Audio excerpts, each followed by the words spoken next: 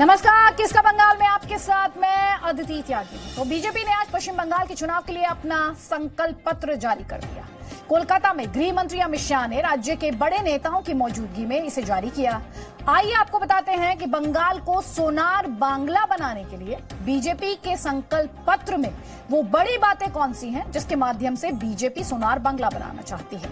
तो नौकरियों में महिलाओं के लिए आरक्षण की बात कही गई है। 33% आरक्षण महिलाओं को दिया जाएगा नौकरियों में। शरणार्थी परिवारों को बात करें तो शरणार्थी परिवारों को प्रतिवर्ष 10,000 रुपए दिए जाएंगे।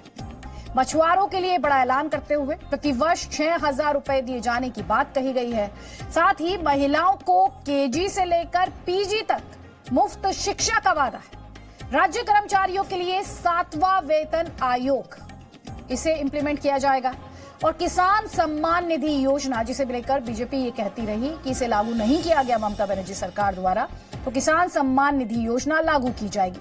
पश्चिम बंगाल में आयुष्मान योजना को लेकर भी बीजेपी हमेशा से हमलावर रही राज्य सरकार पर। तो पश्चिम बंगाल में बीजेपी आती है तो आयुष्मान योजना को भी लागू करेगी बीजेपी। घुसपैठ को पूरी तरह से रोकेंगे। बॉर्डर पर फेंसिंग की जाएगी, सीसीटीवी लगाए जाएंगे। 11,000 करोड़ रुपयों का, जी हां 11,000 करोड़ रुपयों का सोनार बांग्ला फंड और साथ ही सोनार बांग्ला आयोग भी बनाया जाएगा। विधवा पेंशन 3,000 से बढ़ाकर 6,000 रुपए करने का वादा किया गया है। 2025 तक मेडिकल की सीटें दोगुनी करने का वादा है। साथ ही पीने का स्वच्छ पानी भी मुहैया कराया जाएगा। ये भी बीजेपी का एक संकल्प है।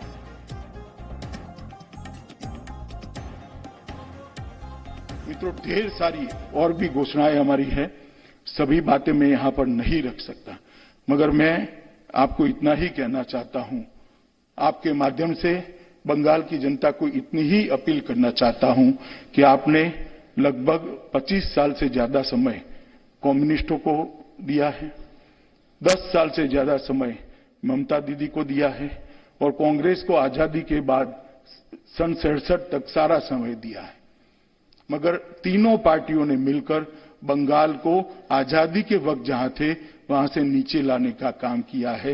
एक 5 साल नरेंद्र मोदी जी को दे दीजिए, हम सोनार बांग्ला के निर्माण का वादा करते हैं, सुरक्षित बंगाल के निर्माण का वादा करते हैं, तुष्टीकरण से मुक्त बंगाल के निर्माण का वादा करते हैं, घुसपैठियों से मुक्त बंगाल के निर्माण का वादा करते हैं। तो ये तो रहे वो ऐलान जो बीजेपी के संकल्प पत्र में किए गए हैं। पश्चिम बंगाल में वैसे भी आप लगातार देख रहे हैं कि चुनाव की तारीखें जैसे जैसे नजदीक आ रही हैं, बीजेपी और टीएमसी के बीच आरोपों प्रत्यारोपों का जो सिलसिला है वो तेज और तीखा होता जा रहा है। प्रधानमंत्री नरेंद्र मोदी और गृह मंत्री दोनों ही पश्चिम बंगाल में थे और वहां पर रैलियां उनके द्वारा की गई। ममता बनर्जी सरकार को घेरा गया तो पलटवार करते हुए ममता बनर्जी ने अपना आपा खो दिया और प्रधानमंत्री के लिए अभद्र शब्दों का इस्तेमाल किया। बीजेपी ने इसकी शिकायत चुनाव आयोग से की है।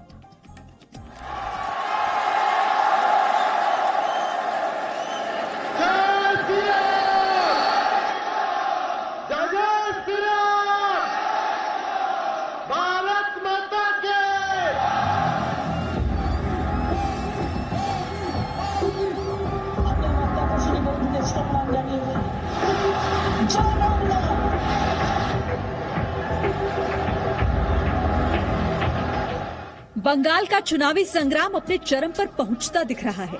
बीजेपी ने बंगाल में जीत का परचम लहराने के लिए अपनी पूरी ताकत झोंक दी है। प्रधानमंत्री नरेंद्र मोदी खुद बीजेपी के चुनावी रथ की अगुवाई कर रहे हैं। बांकुरा की रैली में नरेंद्र मोदी ने फिर से दोहराया कि बंगाल से ममता जाने वाली है और बीजेपी विजय का परचम लहराने वाली है। तुष्टीकरण और वोट बैंक की राजनीति ने आपको क्या बना दिया है? आपने अपना ये असली चेहरा, दीदी, आपने अपना ये असली चेहरा 10 साल पहले दिखा दिया होता तो बंगाल में कभी आपकी सरकार नहीं बनती। भाई और बहनों, आज जब बंगाल के लोगों ने चुनावों में टीएमसी को सबक सिखाने की ठान ली है तो दीदी जरा बौखला गई है। दीदी को कुछ बातें साफ साफ कहना चाहता कि मैं तो अपना सिर हमेशा देश के 130 करोड़ नागरिकों की सेवा में झुक करके रखता हूं, झुका करके रखता हूं, नमन कर करके नहीं रखता। इससे पहले गृह मंत्री अमित शाह ने पूर्वी मिदनापुर की जनसभा के दौरान शुवेंदु अधिकारी के सांसद पिता शिशिर अधिकारी को बीजेपी में शामिल करवाया। इस मौके पर अमित शाह ने कहा कि बीजेपी टीएमसी की गुंडागर्दी को खत्म कर सोनार बांग्ला बनाएगी। डरिएगा मत, इस बार ममता दीदी के गुंडों को दिन में तारे दिखाई पड़ने वाले हैं। तृणमूल कांग्रेस के गुंडे आपको वोट डालते हुए रोक नहीं पाएंगे। आप निर्भय होकर कमल की सरकार चुनिए, दीदी के गुंडे आपका कुछ नहीं बिगाड़ सकते। ममता जी भतीजे को सीएम बनाना चाहते हैं और मोदी जी सोनार बांग्ला बनाना चाहते हैं। भतीजे को सीएम बनाना है या सोनार बांग्ला बनाना है, बताइए भाई।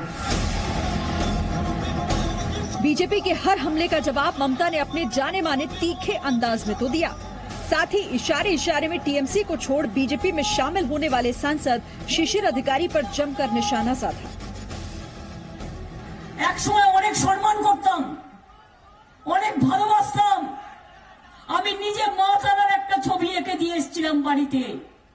আর আজ সেই গদ্দার মির্জাফর বিশ্বাসঘাতকের দল আজ বিজেপিকে হাত ধরে নিয়ে এসছে আর বলছে 2014 সাল থেকে আমাদের সম্পর্ক ছিল। তার মানে ঘরে ঢুকে শীত কেটেছে। এদের থেকে বড় গদ্দার আর কেউ হতে পারে না, মনে রাখবেন। शिशिर अधिकारी ने ममता के इस बयान पर पलटवार करते हुए कहा कि चुनाव में पता चल जाएगा कि मीर जाफर कौन है। गद्दार कौन है वो तो इलेक्शन में बोल देगा। हम लोग गद्दार है कि वो लोग जो बोलता गद्दार मुझे वही गद्दार है, वो तो मालूम हो जाएगा। एक तरफ बीजेपी के हमले तेज हैं तो दूसरी तरफ टीएमसी तीखे तेवर के साथ बीजेपी को जवाब दे रही है। कुल मिलाकर चुनाव बीजेपी बनाम ममता में सिमटता जा रहा है, क्योंकि इस पूरी लड़ाई में वाम दल कांग्रेस गठबंधन रेस में दिख ही नहीं रहा। ब्यूरो रिपोर्ट, जी मीडिया। प्रधानमंत्री मोदी ने बांकुड़ा में रैली की और उसी से जुड़ा एक वीडियो भी उनके द्वारा ट्वीट किया गया। हेलीकॉप्टर से लिए गए इस वीडियो में भारी भीड़ दिखाई देती है। प्रधानमंत्री ने वीडियो ट्वीट करते हुए लिखा, लोगों का उत्साह देखकर नतमस्तक हूं।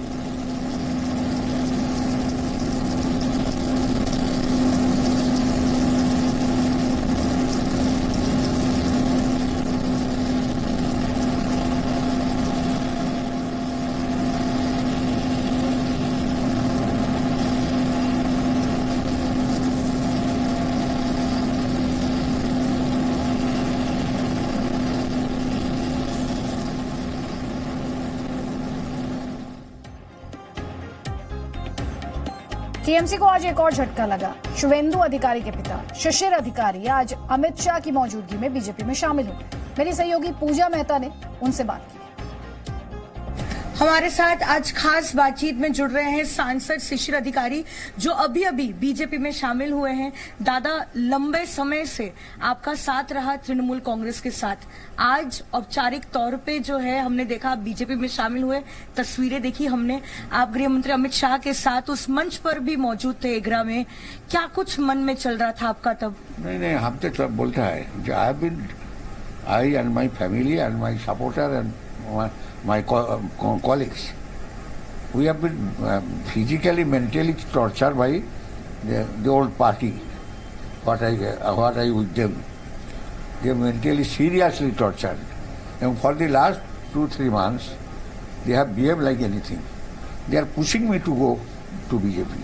दादा, आपके पूरे परिवार ने काफी साल दिए इस पार्टी को, बंगाल के लोगों को। मिदनापुर की बात करें या फिर जितने भी आंदोलन हुए, स्पेशली नंदीग्राम में, कहीं ना कहीं आपको दुख होता है जब तृणमूल कांग्रेस के नेता मीर जाफर, गद्दार, इस तरीके के शब्द आपके लिए इस्तेमाल करते हैं? देखिए, ये लोग का जहाँ से आया है, इसका बर्थ प्लेस जहाँ है, बात प्रेस का कोई आइडिया कुछ लेके घूमता है। ये लोग जहां से आया, जो धारणा में बैठा है, उसका जो कॉन्सेप्शन है, वो कॉन्सेप्शन का एक्सप्रेस करता है। तो हम लोग क्लब नहीं किया, हम लोग पार्टी किया, मास बेस्ड पार्टी किया, आदमी को लेकर पार्टी किया। ये लोग आदमी को लेकर पार्टी नहीं करता है। कुछ गद्दार को लेकर अपने पार्टी करता तो बोलता वो गद्दार है, हम ठीक है। तो वोट में देखा जाएगा। दादा, आपसे काफी कम उम्र, कम एक्सपीरियंस के अभिषेक बैनर्जी पार्टी में, उन्होंने बहुत आपके लिए अपशब्द कहे जब वो पहुंचे थे। तो किस तरीके से आप देखते हैं कि पार्टी में क्या कोई सुधार होगा अगर कोई इस तरीके की भाषा इस्तेमाल करते हैं? तो कम उम्र है, वो हमारा शुभेंदु से 10 साल छोटा है, तो उसका बाद जितना कमती बोलेगा उतने हित होगा बंगाल का। दादा, नंदीग्राम में कौन जीतेगा? शुभेंदु जीतेगा, जीतेगा, जीतेगा, जीतेगा। शुभेंदु जीतेगा, बहुत ज्यादा से ज्यादा वोट जीतेगा। तो टीएमसी सिर्फ एक परिवार तक सीमित रह गई थी और लोगों के लिए जगह नहीं थी। हर नेता जो टीएमसी छोड़ रहा है वो यही आरोप लगा रहा है। पश्चिम बंगाल के सालतोड़ा विधानसभा से बीजेपी ने एक ऐसी महिला को उम्मीदवार बनाया, ध्यान से सुनिएगा, जो दिहाड़ी मजदूर चंदना बावरी मजदूरी के पैसों से ही अपना घर चलाती। वहीं बीजेपी बांकुड़ा की रैली में आज प्रधानमंत्री ने भी चंदना बावरी का जिक्र एक बार नहीं, 2 बार नहीं बल्कि 4 बार किया। सालतोड़ा में बीजेपी पार्क है, मनरेगा में ये मजदूरी करती है।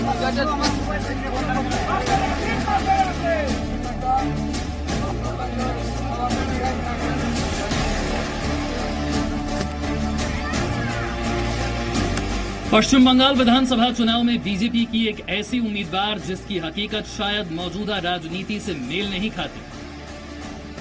मौजूदा समय में राजनीति में धन कुबेरों का वर्चस्व है। ऐसे में ये कल्पना करना मुश्किल है कि एक मनरेगा मजदूर चुनाव मैदान में बीजेपी की उम्मीदवार है। बीजेपी ने पश्चिम बंगाल चुनाव में सालतोड़ा विधानसभा सीट से एक मनरेगा मजदूर को टिकट देकर बड़ा मैसेज देने की कोशिश की है। एक बड़ा दाव भी है, एक बड़ा मैसेज भी है। हमारे सामने है चंदना बावरी, आप देख सकते हैं ये कैंडिडेट है। मेरा चेहरा आप देखे ना देखे, लेकिन बांकुड़ा की बेटी हमारी चंदना जी और ऐसे अनेक भाजपा के कार्यकर्ताओं का चेहरा आपको लंबे समय तक याद रहेगा। दीदी, ये चंदना जी का चेहरा आप कभी नहीं भूल पाओगी। बांकुड़ा जिले की सुरक्षित विधानसभा सीट है सालतोड़ा। यहीं से चंदना बावरी चुनाव मैदान में है। चंदना के पति श्रवण बावरी मनरेगा के तहत राजमिस्त्री का काम करते हैं। उसी से घर का खर्चा चलता है। इस काम में चंदना भी उनका हाथ बटाती है। खूब ही कष्ट में है। मेरा पति भी काज करता है, लेकिन मेरा ससुर भी है ना, ये लोग नहीं काज कर रही है। मेरा ससुरी भी काज कर रही है और मेरा स्वामी। अब जरा दूसरों के लिए आशियाना बनाने वाले श्रवण और चंदना के घर की बात कर लें। तो घर आपका देखें, हम लोग के घर में क्या क्या है, चलिए दिखाइए आप अपना घर को। लोग देखना चाहता है, पूरा देश देखना चाहता है कि भाई सालतोड़ा का जो कैंडिडेट है उसका घर कैसा है। तो ये देखिए घर, देखिए सालतोड़ा के कैंडिडेट का घर है ये, जो आप आमतौर पे जाते हैं तो सबसे गरीब कैंडिडेट कहा जा रहा है कि जिनके पास अकाउंट में जो है कुल मिला जुला के लगभग 30,000 के आसपास रुपया है, और ये घर है। जरा चंदना के घर की हालत देखिए।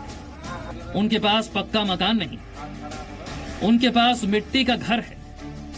चंदना के घर में शौचालय नहीं, इसके अलावा पीने के लिए नल की व्यवस्था नहीं। ऐसे में उन्हें बाहर जाकर पानी लाना पड़ता है। घर की कुल संपत्ति की बात करें तो चंदना के पास सिर्फ 3 बकरियां और 3 गाय हैं। बैंक में जमा पूंजी के नाम पर कुल 30,000 नकद है। चुनाव प्रचार के बीच बीच में कभी कभी आती हैं तो देखिए बच्चे कैसे गले से लग जाते हैं। माँ चुनाव लड़ रही है तो मौका नहीं मिलता है, छोटा बच्चा है। प्रधानमंत्री आवास योजना होता है, उससे ये घर बनाया गया। अभी छोटा सा घर बना है, अभी पूरा घर बना नहीं है क्योंकि पहली किस्त मिली है, 1 किस्त मिली है, बाकी कुछ और खबरें दिखाएंगे बस थोड़ी देर बाद। Presenting B News app available on Google Play and App Store. Download it now.